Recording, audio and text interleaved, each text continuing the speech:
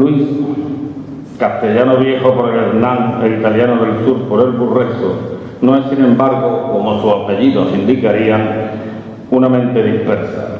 Dueño de una inteligencia excepcional, aunque me pese decirlo, empezó investigando la ideología histórica del fascismo español, también a figuras relevantes del mismo. Ha investigado historia local y trabaja en el Archivo Histórico de Marbella, a donde conseguir atraerlo y traerlo con malas artes, desde luego, después de unas durísimas y arduas negociaciones con cláusulas de rescisión incluida con los jerarcas administrativos y políticos del ayuntamiento.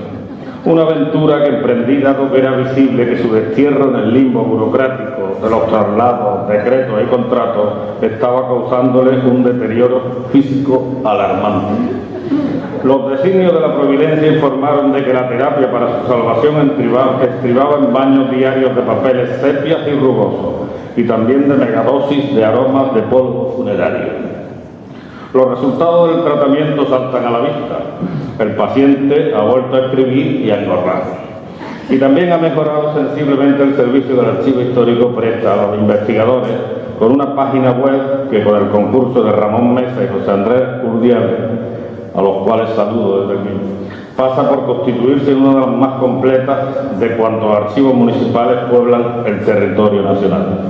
Asimismo, ha colaborado con quien les habla en el montaje de varias exposiciones temáticas sobre la historia de Marbella y San Pedro a través del Archivo Municipal. Y sigo dando la razón a los que opinan que mi osadía o mi audacia o mi temeridad no tiene término, pues hasta ahora mis incursiones en los dominios de la novela se habían ceñido a obras con cuyo asunto, contenido o recorrido me eran de alguna manera familiares. Libros de los que podía fijar su filiación y algunas veces incluso las claves de su desarrollo, pues me permitían trabajarlos en pos de afinidades con ciertas situaciones literarias o históricas o con algunas lecturas. O admitían sencilla y espontáneamente el ejercicio involuntario de la evocación. De manera que después de su lectura había dejado algunos folios repletos de observaciones, muy escolares, por cierto, que sin embargo servían a mis propósitos de transmitir lo que de original, interesante o artístico creía haber hallado en ese libro. Pero hoy me las veo y me las deseo con un libro de gran actualidad temática al que no le puedo asignar ni padre, ni hermano, ni pariente alguno.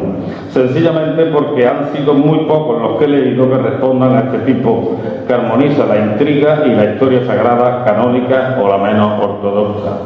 Aunque eso, me podrían apuntar, no es una coartada convincente que me impida enfrentar esta situación, tratándose como se trata de una novela que se atiene perfectamente a los cánones del género, esto es, con su planteamiento, su nudo y su desenlace.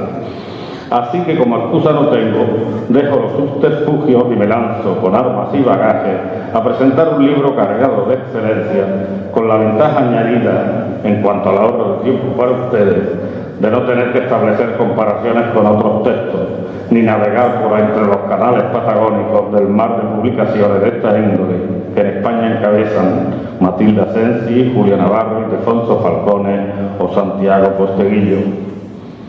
El Evangelio de San Marcos es el segundo libro del Nuevo Testamento. Es también el más breve de los 4 evangelios canónicos y también el más antiguo, según la opinión mayoritaria de los exégetas bíblicos. Entre estos existe un amplio consenso para datarlo a finales del año 60 de nuestra era o entre el año 60 de nuestra era y el 70. Su autor es desconocido, el texto no incluye ninguna indicación sobre su autoría, aunque una tradición cristiana tardía lo atribuye a Marcos, personaje citado entre otros pasajes del Nuevo Testamento y discípulo de Pedro. Un personaje referido en las epístolas de Pablo de Tarso, donde es presentado como compañero del mismo Pablo, y en la primera epístola de Pedro, quien lo llama mi hijo. La base de esa tradición se encuentra en algunas referencias de los primitivos autores cristianos a la idea de que Marcos puso por escrito los recuerdos del apóstol Pedro. Pero algunos autores actuales consideran sumamente dudosa la atribución a Marcos, dado que la teología de este evangelio parece más cercana a las ideas de Pablo que a las de Pedro, que sale bastante mal parado en el relato de Marcos. Pero sea cual fuere el nombre de su autor, cosa irrelevante en muchos casos, lo mismo sucede con Homero, lo importante es que este Evangelio narra la vida de Jesús de Nazaret desde su bautismo por Juan hasta su resurrección. Y el autor, se trate o no de Marcos, parece ser que se dirige predominantemente a pagano cristiano, más que a judeo cristiano, y no trata en rigor de dar a conocer, sino de enseñar o inculcar una tesis teológica que se profesa como verdad revelada. Bien, pues en este libro se novela la historia de la construcción de este texto. Bueno, se novela una de las posibilidades de construcción. Y por supuesto que aparecen estos personajes, y aparecen dibujados por una mano diestra, porque pertrechado de un copioso aparato teórico que espolvorea cada página y que se difumina en cada línea, Luis es capaz de abordar los inicios del cristianismo. Le interesa contar una historia, pero también pretende reflejar cómo surgió esta religión a partir del judaísmo, qué cambios específicos llevaron a la ruptura entre ambos y cuál es el proceso de génesis y evolución de lo que acabó siendo una religión mundial. Pero Luis no quiso terminar con un final clásico, ese desenlace que da sentido a su obra. Luis quiso ir más allá, y más allá se fue de la mano de Víctor Muñoz. Ambos, compenetrados, sincronizados, pergeñaron un producto que es el que hoy presentamos. Este libro, el audiolibro, el libro electrónico y un montón de recursos más que han incluido en la página web que responde al título. Una contextualización, una recreación dinámica del cristianismo primitivo. Y termino. Nos vemos con un libro que consigue comprometernos con su historia, sus personajes y con las ideas que pretende transmitir. De estilo claro y directo, obedece a aquella máxima de Chekhov que rezaba que uno debería de escribir de modo que el lector no necesite explicaciones del autor. Y así ha sido la propuesta de Luis y la de Víctor, despejarnos del camino hacia una cabal comprensión de los mundos originarios, de parte de nuestro sistema de ideas, que para muchos es el único y para otros es ajeno. Un libro que abre las puertas al debate y sobre todo a un dilema. Quizás las cosas ocurrieran así. Pues nada, los dejo con ellos, que son los que van a protagonizar la noche. Muchas gracias.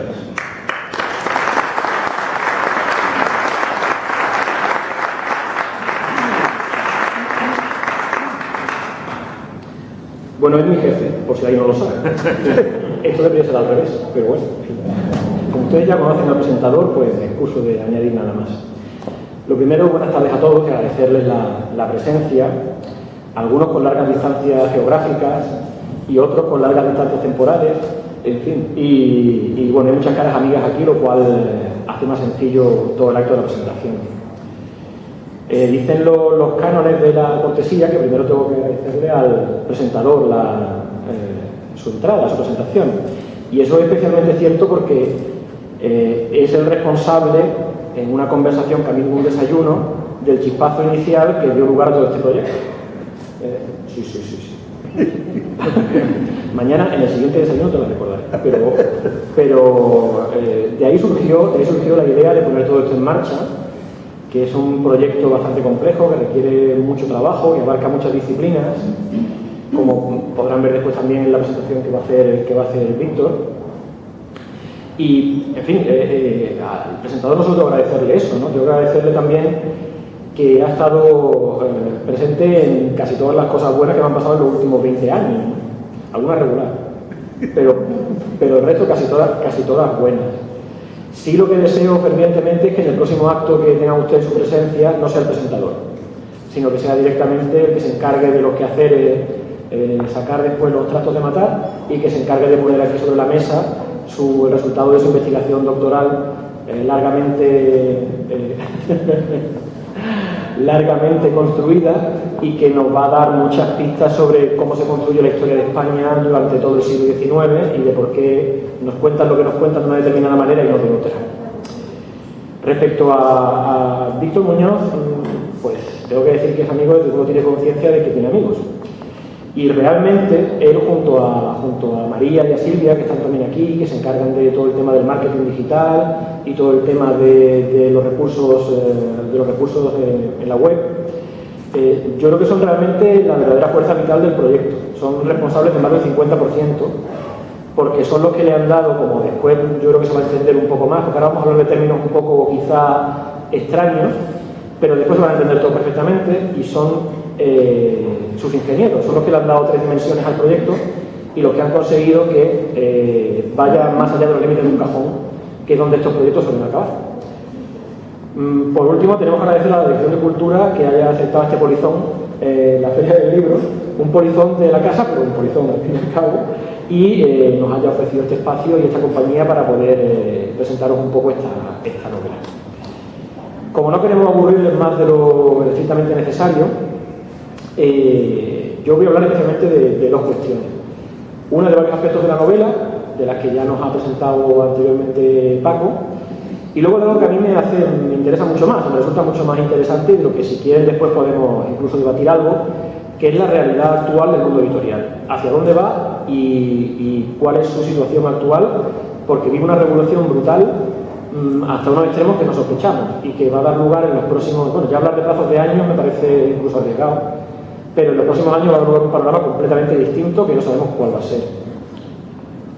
Respecto a la novela, yo sí le voy a decir primero, es que no sabemos muy bien, hemos intentado algunas veces situarlo en un determinado género, y más allá de que nos salga un cine religioso, no tenemos tampoco muy claro qué género, porque bebe de muchas fuentes.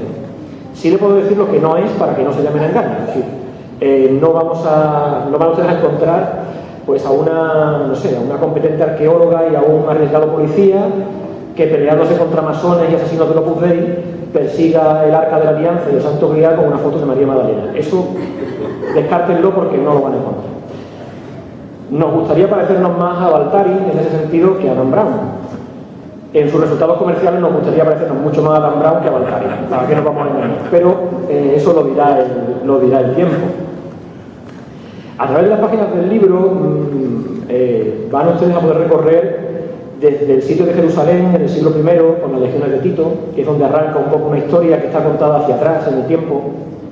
Podrán recorrer Alejandría en los tiempos de la Gran Biblioteca y podrán acabar en Roma, anticipando un conflicto en el que la Iglesia romana intenta hacerse oficial y extender su influencia a todas las iglesias del Mediterráneo, y donde existen muchísimas formas de entender el cristianismo, muchísimas sectas y muchos grupos que cada uno tiene su propia percepción de esa realidad.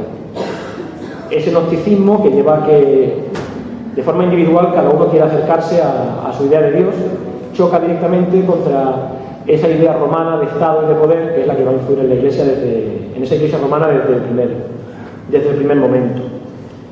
Y la excusa que nos va a servir para ello es el Evangelio de Marcos, o lo que podemos llamar el Evangelio de Marcos. Existen muchas cuestiones. Bueno, yo por lo menos mi formación es como historiador de la edad contemporánea. Nosotros tenemos el problema de la superabundancia de información. Es decir, nosotros tenemos vídeos, entrevistas, fuentes orales, todo tipo de fuentes escritas. En fin, nuestro problema radica en que tenemos que filtrar una cantidad de información que es muy abundante para poder quedarse con lo esencial y distinguirlo de lo superfluo. El problema que tienen los historiadores de la antigüedad es exactamente el contrario. Es decir, ellos no disponen de más recursos que los que les proporcionan la arqueología y las fuentes que puedan existir, pero mientras más atrás viajemos en el tiempo, más aventuradas serán las teorías que tenemos que hacer. A pesar de eso, hay determinadas cuestiones que tenemos muy asentadas en el imaginario colectivo. Es decir, si todos repetimos el nombre de los evangelistas, nos saldrá de carrerilla Marcos, Mateo, Lucas y Juan. Y directamente no vamos a cuestionar nada más. Sin embargo, no tenemos ni idea, y esa es una de las excusas que utiliza el libro para tener ese hilo conductor, es que no tenemos ni idea de quién escribió el Evangelio de Marcos. La tradición bíblica, la tradición eclesiástica, nos dice que es un judío de Jerusalén que se llama Juan Marcos, que aparece en los Hechos de los Apóstoles, que aparece en otros libros que no están dentro del canon de la Biblia, y va a acompañar a los apóstoles. No conoce a Cristo, nunca lo ha visto, pero va a acompañar a los apóstoles durante muchos viajes. Y va a acabar siendo una especie de hijo adoptivo de Pedro, al que él le va a contar todo lo que recuerda, pero no por orden. Y entonces él lo va a ir reflejando en sus escritos, y de ahí va a constituir su evangelio. Un evangelio que al principio no va a ser nada aceptado por las comunidades cristianas, porque es muy confuso, no está en orden, no responde a las historias que todo el mundo conocía de otros libros, muchos de los cuales se han perdido. Esa teoría del Evangelio de Marcos tiene muchísimas lagunas, chirría mucho. Marcos, para ser judío, un judío de Jerusalén, no tiene ni idea de la geografía de Palestina. Hace unos itinerarios de la figura de Jesús que es muy difícil que correspondan a ningún itinerario real, y hace referencia a lugares que no están donde dice que están. Él además va a explicar para su público las costumbres judías, como el divorcio, y se equivoca. Pero además a su público le explica las costumbres judías, de lo cual deducimos que su público no las conoce, y hay otra terminología, sobre todo militar, que aplica y no explica, de lo cual se deduce que su público sí que la conoce.